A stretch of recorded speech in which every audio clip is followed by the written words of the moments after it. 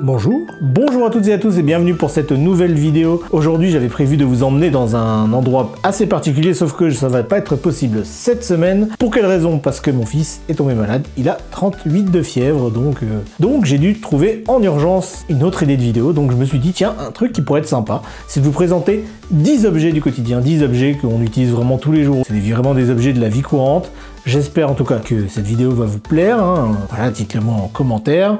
Et puis nous, on va s'attaquer au début de la vidéo, hein. Premier objet.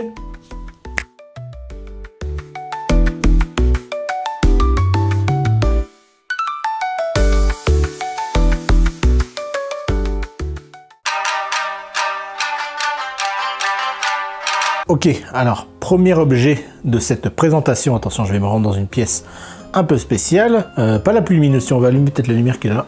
Hop, ça fera un peu plus de lumière, voilà. Alors, je ne sais pas trop si c'est quelque chose qu'on a en France ou pas. Dites-le moi, j'ai pas le souvenir d'avoir vu des machines comme ça. Alors, premier objet, voilà, c'est ceci. C'est une machine à laver, toute simple, hein, machine à laver, très classique. Au Japon, c'est une voilà, qui se ferme sur le dessus comme ça. Est-ce que ça existe ce genre de machine? Moi, j'ai l'impression qu'en France, c'est souvent avec le tambour sur le côté comme ça. Donc, je ne sais pas. Dites-moi si en France il y a ça. J'ai pas le souvenir d'en avoir vu. Voilà. Aussi particularité au Japon, le linge est lavé à l'eau froide. Voilà. Voilà. Donc, c'était le premier objet, la machine à laver. Et pour information, en japonais, ça se dit sentaki, sentaki, sentaki. Voilà. Pour la suite, on va voir un autre objet très important. Vous voyez ceci, je pense que vous avez compris de quoi je vais vous parler. Ceci, le cuiseur de riz. Le cuiseur de riz, voilà. Tac, voilà. Vous avez le petit récipient. Et bah, ça permet tout simplement de faire cuire le riz et c'est utilisé tous les jours, croyez-moi. Vous pouvez même programmer l'heure, hein, c'est-à-dire que vous le mettez le riz à faire pendant la nuit et puis vous dites le lendemain à 11h du, je sais pas, 11h30, je veux que le riz commence à cuire. Voilà, vous pouvez programmer tout ça. Il y a plein d'options différentes. Vous avez le shamoji aussi. Hein, le shamoji, c'est ce qu'on appelle là les petites cuillères pour servir le riz. Petite astuce d'ailleurs, quand vous avez le riz qui est prêt, vous ne prenez pas directement comme ça. En fait, il faut bien mélanger le riz, c'est important, parce que c'est meilleur comme ça. Voilà, donc il faut mélanger un petit peu avant de servir. La petite cuillère qui est là, je vous ai dit, c'est shamoji, mais le cuiseur de riz en japonais, ça se dit suihanki. Ensuite, autre petit objet très utile, très indispensable, surtout quand il commence à faire froid. Il commence un peu à faire froid au Japon. Regardez, je ne suis plus en t-shirt. Voici ma robin. Ma robin, c'est ceci. Qu'est-ce que c'est, vous allez me dire? C'est tout simplement une espèce de thermos. En fait, vous faites chauffer de l'eau le matin, vous faites chauffer une grosse quantité d'eau et ça vous garde pendant toute la journée. L'eau, elle reste chaude à l'intérieur et vous avez juste à mettre votre tasse ou votre verre ici. Vous appuyez ici et ça sort de l'eau chaude. Voilà. Et ça reste bien chaud tout le temps. Donc Marobin, qui veut dire littéralement la bouteille magique, on va dire. Voilà, Marobin. C'est plutôt pratique. Ça, vous avez ça dans tous les foyers au Japon. Hein. C'est vraiment très très courant. En France, à part les thermos, quand vous sortez faire des balades machin, j'ai pas le souvenir d'avoir vu ce genre de choses. Mais n'hésitez pas, encore une fois, à me le dire dans les commentaires si peut-être que c'est arrivé aujourd'hui. Peut-être que maintenant il y a des gens qui en parlent. Mais voilà. Nous en avons parlé dans une vidéo précédente, quand Kyoko vous parlait des choses qui l'a choqué en France. J'ai vu dans les commentaires, vous m'avez dit « Oui, mais ça existe en France, Jérémy, de quoi tu parles? Ça existe en France ?» Et je tiens quand même à préciser que non, vous vous trompez. Non, j'en sais rien, en fait. Je suis pas là, je suis pas en France. Mais, voilà, on va... Bon, je parle trop. Voilà, ce genre de petites choses, hein. Vous m'avez dit, oui, ça existe en France et tout, mais regardez la taille du truc. Ça, c'est pas pour... En France, j'ai l'impression que ce genre de truc, c'est pour mettre des... voilà, des chaussettes, des trucs vraiment très légers. Ici, vous pouvez mettre des pantalons, vous pouvez mettre des t-shirts si vous avez envie, vous pouvez mettre vraiment des trucs un peu lourds, tandis qu'en France, pas trop, quoi. Et il y a aussi vraiment tout type de... Voilà, de... C'est pas épingle, on m'a dit que c'était quoi déjà? Je sais plus le terme que vous m'avez dit dans les commentaires. Vous avez tellement de sortes différentes de trucs comme ça. Regardez ça, c'est quoi? C'est pour faire c'est pour étendre les chaussures dehors. Vous avez celui-ci, vous avez celui-ci.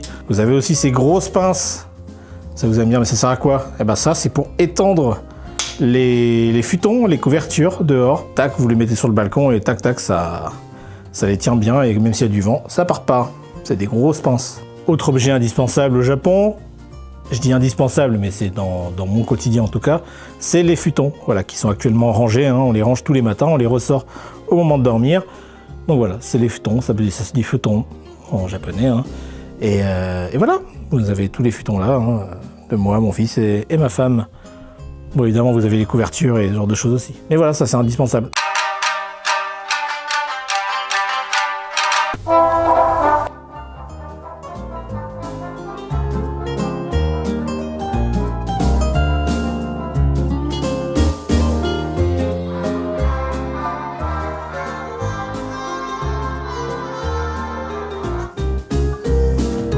Oui, j'aurais pu vous présenter évidemment la Switch, parce que c'est la Switch en tant que père de famille, je vous assure que pour continuer à jouer aux jeux vidéo, c'est vraiment incroyable, hein, c'est vraiment ce qu'il faut.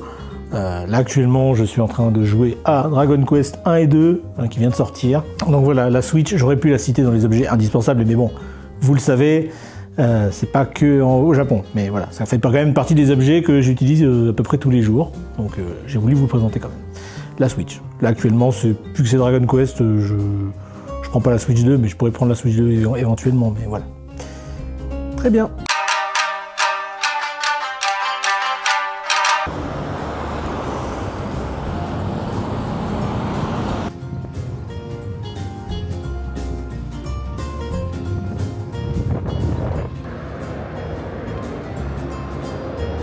Autre objet à vous présenter également, c'est bien sûr mon vélo. Alors il y a d'autres moyens de locomotion, hein. Il y a la moto, il y a la voiture, il y a le train, il y a ce que vous voulez.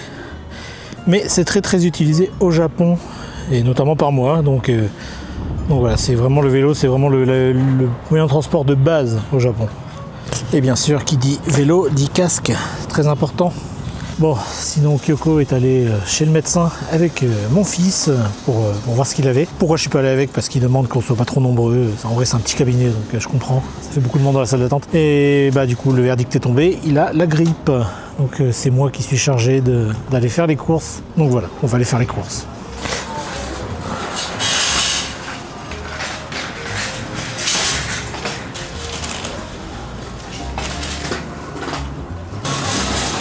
Bon, mon fils il peut pas trop manger, donc on va lui prendre un petit maki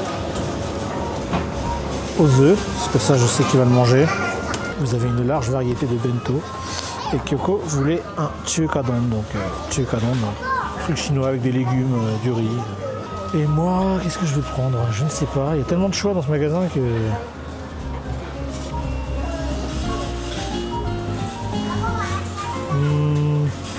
On va partir sur ça. Allez. Bon, Kyoko n'est pas encore revenu de chez le médecin, donc je vais l'attendre pour manger. Et je vais en profiter pour parler d'autres petits objets très indispensables au Japon, comme ceci. Ceci, qu'est-ce que c'est? C'est un porte-carte. Alors j'imagine que ça existe en France aussi. Hein. Je ne dis pas que c'est spécifique au Japon. Voilà, c'est le genre de petit objet pour ranger ses cartes de visite. C'est très commun au Japon, vous en avez vraiment partout, ça se vend partout, c'est pour ça que je voulais vous le présenter. C'est que ça, c'est vraiment la base de la base de la base, et vous en avez plein de sortes différentes, bien sûr. Celle-là est pas très originale, c'est juste un truc vraiment basique, mais vous en avez en forme de manette, vous en avez en forme de... Vous en avez avec le motif Pokémon, motif ce que vous voulez, il y a un peu de tout, et voilà. Ensuite, vous avez ceci, j'en ai jamais vraiment vu en France, ça existe peut-être, hein. Mais ce genre de choses. En fait, c'est très simple, vous avez un bouquin, vous voulez pas qu'on sache ce que vous êtes en train de lire, vous mettez le bouquin à l'intérieur. Voilà, et puis vous avez un petit marque-page intégré. Donc voilà, c'est plutôt sympa. Moi, je l'utilise pas mal, mais j'ai pas honte de ce que je lis, hein. Je me dis juste que ça me concerne que moi, donc... Aussi, Kyoko est revenu avec notre fils. Mon fils n'a pas beaucoup mangé, hein, il est en train de dormir, donc j'essaie de pas parler trop fort. Et je dois aller chercher les médicaments parce qu'il fallait attendre. Au Japon, quand vous avez une ordonnance, c'est pas vous avez une boîte de médicaments, c'est le pharmacien qui vous fait vraiment... Vous achetez pas la boîte, vous achetez juste le nombre de gélules par exemple. ça, toutes les doses qui sont nécessaires et pas la boîte entière, quoi. Ça évite le gaspillage. Qui dit pharmacie, qui dit sortir dehors, maintenant que je sais que mon fils a la grippe, eh ben...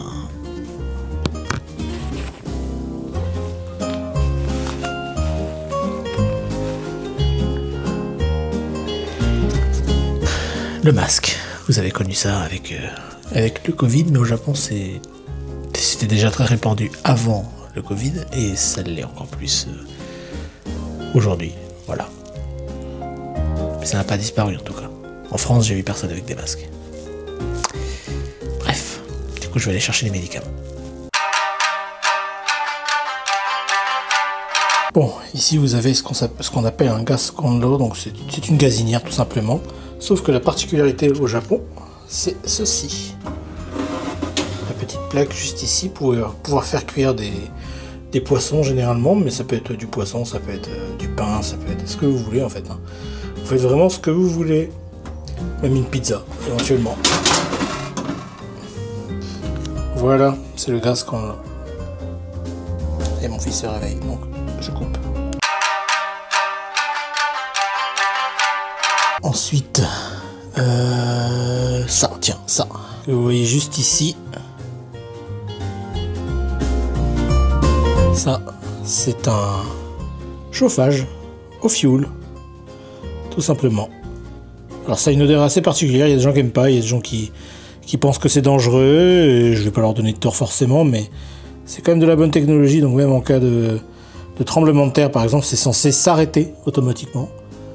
Donc voilà. Quand on en a besoin l'hiver, en tout cas quand il commence à faire froid. Dans le même genre d'idée, hein, vous avez ceci. La clim tout simplement, mesdames et messieurs.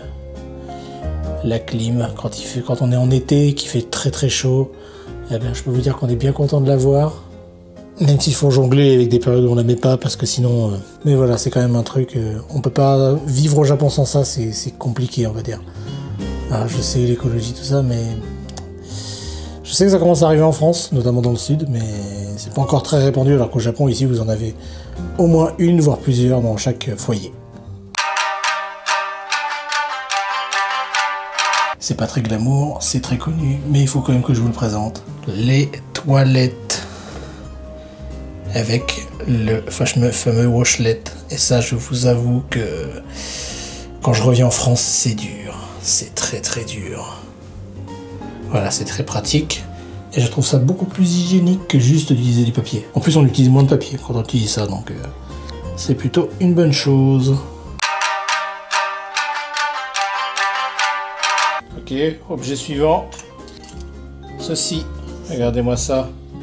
C'est un épluche légumes. C'est ça? Oui, c'est l'épluche légumes. J'ai jamais vu comme ça en France. On n'a jamais vu en France? Ah oui, en France, ça ressemble à un couteau un peu. Ouais. Ça, c'est le style français. Ouais, ça, on a acheté ça en France. Ouais. Mais on utilise souvent ça. Okay. Tu préfères quoi, toi? Ça. Tu préfères ça? Oui.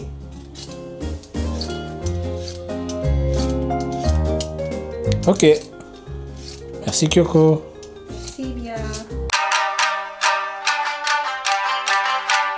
Et enfin, je vais vous présenter ceci, le tampon.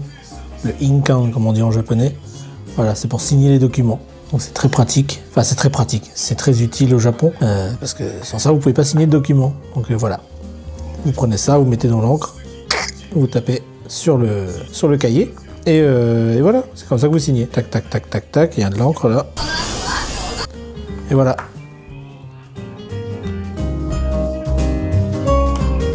C'est comme ça que vous signez les documents au Japon.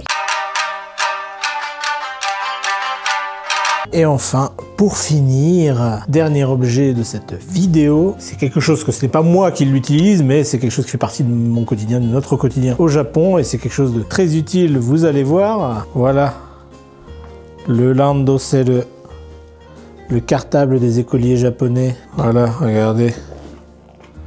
Dedans, vous avez même des informations sur un papier là. Bien sûr, il y a la trousse, hein, la fameuse trousse. Ça se présente comme ça.